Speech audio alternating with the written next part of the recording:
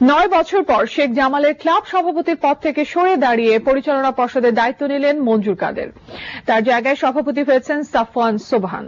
বুধবার শেখ জামালের বার্ষিক সাধারণ সভায় সভাপতি সহ 11 সদস্যের নতুন কমিটির নাম ঘোষণা করে ক্লাবটি। নাইম হাসানের রিপোর্ট।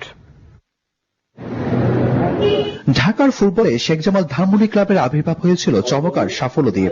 9 বছরের এই পথ চলায় দেশি বিদেশি মিলিয়ে 19টি শিরোপা ঘরে তুলেছিল ক্লাবটি, যার নেতৃত্বে শেখ জামালের এত অর্জন সেই মঞ্জুর কাদের সরে দাঁড়ালেন সভাপতির পদ থেকে।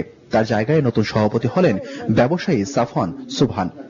Of course, it's sports, so we're going to challenge each other and promote football even more and bring it to an international level.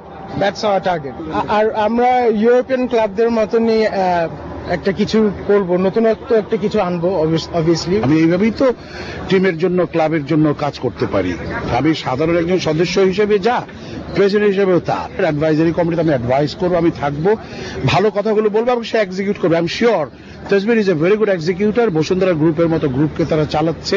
এই শেখ জামালের মতো এত ছোট একটি সংগঠনকে চালানো এই তাসবিরের জন্য তথা বসুন্ধরা গ্রুপের জন্য খুব একটা বড় ব্যাপার হবে না।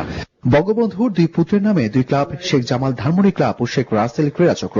এই 2 ক্লাবের দায়িত্ব দেওয়া হলো একই পরিবারের 2 ভাইয়ের উপর। তাই ঘরের সম্পর্ক যাই হোক, মাঠের লড়াইয়ে ছেড়ে কথা হবে না বললেন বড় ভাই সাইম সোবহান। নতুন যে কমিটি আছে, আমরা মাঠে আপনাদের সাথে খেলা হবে এবং প্রতিযোগিতা এবার ভালো হবে ইনশাআল্লাহ। এবার 2 ভাই এবং 2 ভাই, শেখ জামাল শেখ রাসেল যেরকম ভাই, আমরা কিন্তু 2 ভাই। দেখা যাক নতুন সভাপতি শেখ জামালকে নতুন আঙ্গিকে কিভাবে সাজিয়ে তোলেন। Naim Hasan, NTV news, Dhaka.